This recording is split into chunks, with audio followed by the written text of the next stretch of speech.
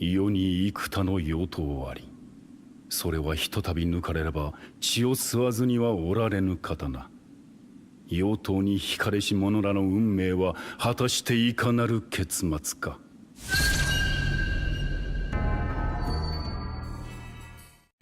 Hello, ladies and gentlemen, and welcome back.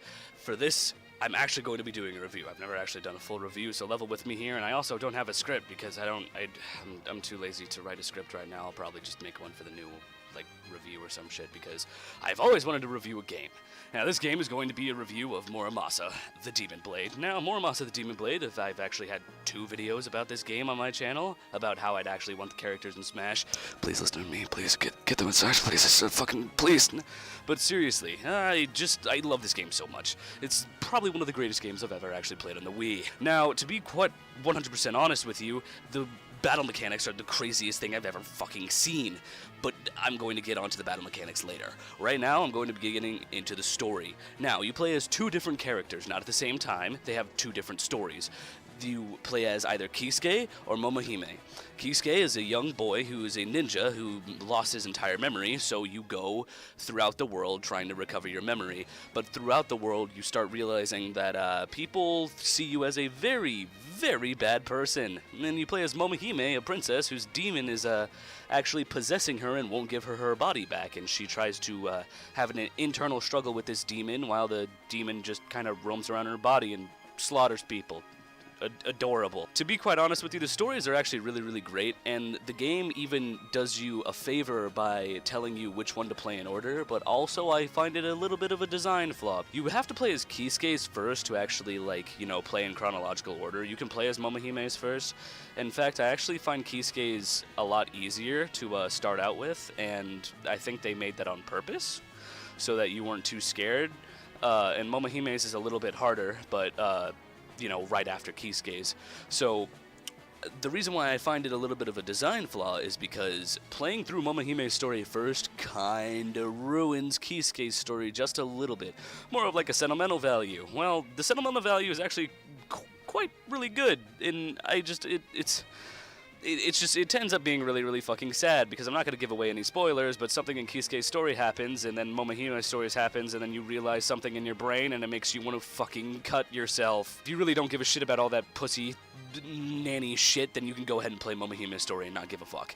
Anyway, the combat system is actually extremely unique, and oh my god, it just makes me want to cry. The combo system, it's actually it's a mix between random encounters and side-scrolling beat-em-ups. So basically, it has a katana system. It has a multiple katana system. You have 3 katanas in total. There are 2 types of katanas. There's a long katana and a short katana. Small swords allow you to do low-damage, swift attacks that allow you to combo for a very, very long time, while long katanas allow you to do massive damage and also allow you to have a longer reach. You're able to hold 3 of these 2 types of weapons. You can switch them in mid-battle. So let's say you're in the middle of a combo and you want to finish it off with a giant sword attack. Then you can do your combo, switch between the katana, and then finish them off with the katana of your choice. Now, the katanas also have special abilities that allow you to make a total game changer. The interesting part about it is that if you use this blade too much and you use the special ability too much, the durability goes down. And when the durability goes down and you try to block an opponent's attack, your katana will break and you will have to switch between your other 2 katanas while the other katana recharges. See, the permanent breaks aren't a thing. You are allowed to recharge when but it takes a while. And if all 3 of your katanas break, you're a little kind of shit out of luck. You're still able to attack with the broken katana, but it doesn't do a whole lot of damage.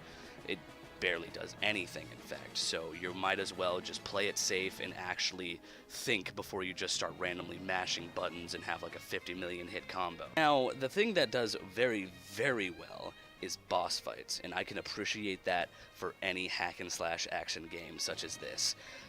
If you know me, boss fights are one of the most important things in one of these types of games, and don't worry, this game does not disappoint. boss fights are very interesting and have their own mechanics and have special moves that can break your katanas instantly. So you have to be very careful and very sparingly of when you use your special moves so you have enough durability just in case that like they just do the special move and you're on your last fucking katana and you have to wait and dodge all their moves, which can get a little irritating at the time, but it adds a little bit of challenge the more and more you think about it. They always have interesting, you know, boss fights. Even, like, they are technically the same story, Kisuke and Momohime. They actually have different boss fights for every one. Sometimes they have the reoccurring boss fight, but it's because it's a canon character, and the character's really important, and both characters actually need to fight that character to move on into the story. But that's pretty much it. They did a little cute thing with both characters. Well, if you play as Kisuke, he travels to the east, and if you play as Momohime, she travels to the west. It's a nice little detail that shows that they really want to make the characters different yet the same. The combos actually, for both characters, are quite different, even though they have the same exact battle mechanic. And you're also able to forge weapons, more and more weapons with different abilities, different strengths, and eventually your inventory looks really, really full by the time like you start to get more and more into the game and build more and more katanas and such. That will so it kind of leaves the other katanas completely irrelevant, and you're just gonna end up getting rid of them so you can build stronger katanas.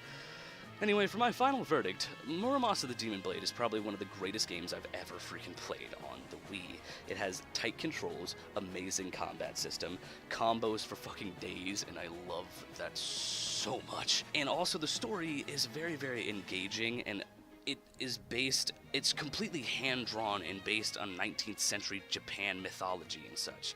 So you can't really go wrong with that type of era. It's priceless, and they take the art style from the 19th century Japan and just make it work into a game. It's beautiful, amazing, and I give this game a 9 out of 10 completely hands down. It is getting a PSV. Did I just say PSV? Jesus Christ. They're getting a PS Vita remake or a remaster for it, and I believe it's actually already out. I believe it was released last year, and if you have a PS Vita still for some fucking reason, then you should totally get it 100%. And if you still have a Wii at this point, go out and buy this game. You need to play this game. It is excellent.